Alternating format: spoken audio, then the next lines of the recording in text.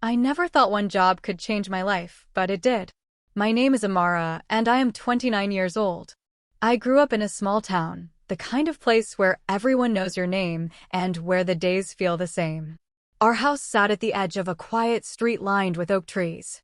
Each morning, I woke to the sound of birds on the roof and the smell of my mother cooking. Life was simple.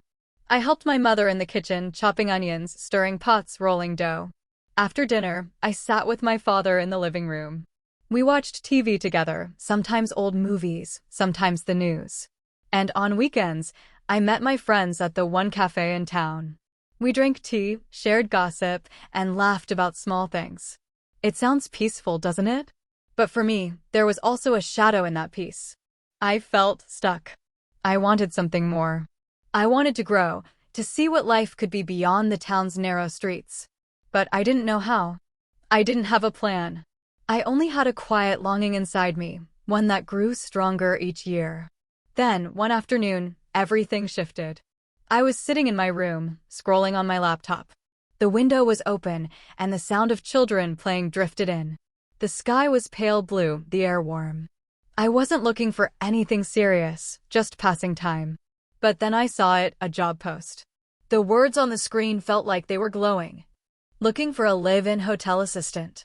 Must move to the city. Full training included. I read it again. Then again. A hotel assistant? Me? I had never worked in a hotel before. I had never lived anywhere but this town. I had never even spent a night alone in the city. The idea scared me. But at the same time, something inside me stirred. A small voice said, "Try." I stared at the screen for a long time, my heart beating faster. Then I stood up and walked to the kitchen where my mother was kneading dough. "Mom," I said, my voice trembling, "can you look at something?" She wiped her hands on her apron and leaned over the laptop. She read the post, her eyebrows pulling together. "You will be alone," she said quietly. "You don't know the city. You don't know this work." Her voice carried worry, and I couldn't blame her. I was her daughter, her only child, and she had always kept me close. I stayed silent. I didn't know what to say. Just then, my father walked in. He had his reading glasses on, and he leaned over to read the post too. He didn't speak right away. He looked at me for a long moment, his face thoughtful. Finally, he said, "Maybe this is your chance. You will never grow if you stay in one place." His words settled deep in me. That night, after dinner, I sat alone at the table with my laptop open. My hands shook as I filled out the application form.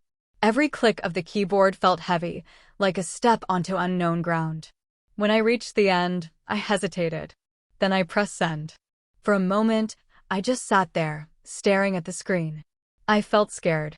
But beneath the fear, there was pride. I had done something brave. The next morning, my phone rang. "Hello, is this Amara?" a woman's voice asked. "Yes," I whispered. "This is Tanya from Rose Hill Hotel," she said. Her voice was calm, professional. "We liked your application. Can you come for an interview tomorrow?" My heart pounded. I said yes before I had time to think. The following morning, I woke before dawn. I put on my best dress, a pale blue one I had worn only for special occasions. My mother gave me her old brown purse, worn at the edges, but filled with her love. At the bus station, I hugged my parents. My mother's eyes were worried, my father's smile was proud. Then the bus roared to life, and I watched the trees and fields slide past the window. When we reached the city, everything overwhelmed me at once. The streets were loud, full of cars and people moving quickly. The buildings rose high, their glass catching the sunlight. I felt small, as if the city might swallow me whole. The hotel stood tall and white, its golden lights glowing even in the daytime. A red carpet stretched across the lobby floor. My heart raced as I stepped inside. At the front desk stood a woman with short black hair and a serious face. She looked at me sharply. "You must be Amara," she said. "Yes," I answered, my voice soft. "Come with me," she said, walking briskly. I followed her down a hallway into a small office. She sat behind a desk and looked at me carefully. "Have you worked in a hotel before?" she asked. "No," I admitted, but I learned fast. She leaned back in her chair. "This job is not easy. You will clean rooms, carry heavy things. Some guests are kind, some are not. You will live in a small staff room. Are you ready for that? I looked down at my hands. My nerves twisted inside me. But then I lifted my chin. Yes, I want to try. She studied me for a moment longer, then gave a single nod. Good. You start on Monday. Come early. That night, when I returned home, I told my parents. My mother was quiet. My father smiled. I got the job, I said. My mother hugged me tightly. Be careful, she whispered. My father patted my shoulder. Be strong. Call us every day. On Monday morning, I packed a small bag. Clothes, toothbrush, and a photograph of my parents. I kissed my mother, hugged my father, and boarded the bus once again. As the countryside rolled by, I knew this time I would not return so soon. When I arrived at Rose Hill Hotel, Tanya led me to my new room. It was on the 4th floor, tucked at the end of a narrow hallway. The door creaked when I opened it. Inside, there was a single bed with plain white sheets, a small wooden table, a mirror hanging crookedly on the wall, and a narrow window that looked out onto the street. The room was clean but bare. I set down my bag and sat on the bed. The mattress was stiff, the air faintly smelled of soap, and the silence pressed heavily on me. I wasn't used to being alone. For the first time, I realized what I had left behind: my parents' voices, the comfort of our kitchen, the safety of home. My throat tightened. But then I remembered my father's words: you will never grow if you stay in one place. I took a deep breath. This was my new beginning. That evening, Tanya handed me a neatly folded black uniform and a list of rules. You will help with breakfast in the mornings, she explained. You will clean rooms, carry laundry, sometimes take night shifts. Follow the rules. No phones during work, always smile. Do you understand? Yes, I said. Good, she replied, her face still unreadable. The next morning, my alarm rang at 5. My body ached to stay in bed, but I forced myself up. I put on the black uniform and stood in front of the mirror. The reflection looking back at me didn't feel like mine.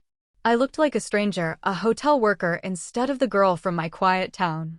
I smoothed my hair, straightened the collar, and whispered to myself, you can do this. Downstairs, the breakfast room was buzzing.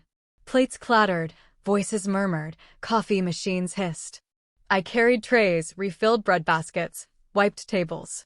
Guests came and went quickly, and I learned that smiling could sometimes hide my nerves. After breakfast, Tanya sent me to clean rooms. I made beds, picked up damp towels, and scrubbed bathroom floors until my arms ached. I vacuumed carpets, dusted shelves, folded sheets with trembling hands. Each room looked simple from the outside, but inside there were always surprises: crumbs on the floor, socks left under beds, toothpaste stains in the sink. By the end of the day, my back hurt, my hands were red, and my legs felt like they belonged to someone else. The work was harder than I imagined. And yet, I told myself, this was the choice I had made. Some guests were kind. One woman thanked me softly and left a small piece of chocolate on the desk. Others ignored me, as if I was invisible. And then there were the rude ones, the man who shouted because a towel was missing, the guest who complained about the smell of soap. On the 3rd day, I dragged myself to Tanya's office. Can I talk to you? I asked. She looked up from her papers. Yes. This job is hard, I confessed. I feel tired all the time. Her dark eyes studied me, calm and steady. Do you want to leave? The question hung heavy in the air. Part of me wanted to say yes. To pack my bag and go home. To rest in the comfort of my old life. But another part of me, the braver part, whispered no. I don't want to leave, I said quietly. I just wanted you to know. Tanya leaned back, her face softening slightly. It is hard at first. But if you stay, you will grow. Not just in your work, you will grow in your heart. Her words sank deep into me, and I carried them with me as I walked out of her office. The next day, I moved faster. I cleaned more carefully. I folded towels the way Tanya had shown me, edges sharp and neat. I learned how to knock gently before entering a room, how to greet guests with a calm smile, even when my body begged for rest. And slowly, something began to change. I started to feel proud of the small things: the sparkle of a polished mirror, the smoothness of a perfectly made bed, the quiet thank you from a guest. It wasn't easy, but I was learning.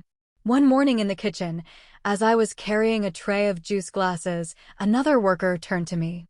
She was short, with lively eyes and hair tied back in a loose bun. "Hi," she said, smiling. "I'm Lena." I balanced the tray carefully. "I'm Amara." Her smile widened. "Amara and Lena, we sound like sisters." I laughed softly. It was the first time I had laughed in days. From that morning on, Lena and I often worked together. She was a cook, and I carried food to the dining room. She told me stories about her life in the city, how she had moved here 10 years ago, how she had once felt just as lost as I did. "I cried my first week," she admitted. "But I stayed. And now I like my job. You will too." Her words comforted me. She became a friend in the lonely halls of the hotel, a light in my long days. That week, I was assigned my first night shift. The hotel was quiet in the deep hours. The golden lights of the lobby glowed softly, and the hum of the city outside faded into silence. I sat behind the front desk, my eyes on the large glass doors. At 2 a.m., the stillness broke. A man stormed in, his face red with anger. "My wife locked me out," he barked. "I need a key." I checked the list, my hands trembling slightly. "Room 304? I asked. "Yes," he snapped. I handed him the key. He snatched it from me without a word of thanks and disappeared down the hall. I sank back into my chair, my chest tight. But then my phone buzzed quietly. A message from my mother lit the screen. "Good night, Amara. We love you." My eyes filled with tears. I missed them so much it hurt. But at the same time, I felt something new, a quiet strength. I was not the same Amara who had left home. I was changing. Slowly. Quietly. Becoming someone new. And this was only the beginning. We all go through hard times, but stories like this can help us feel seen. Thank you for watching, and come back for more real moments.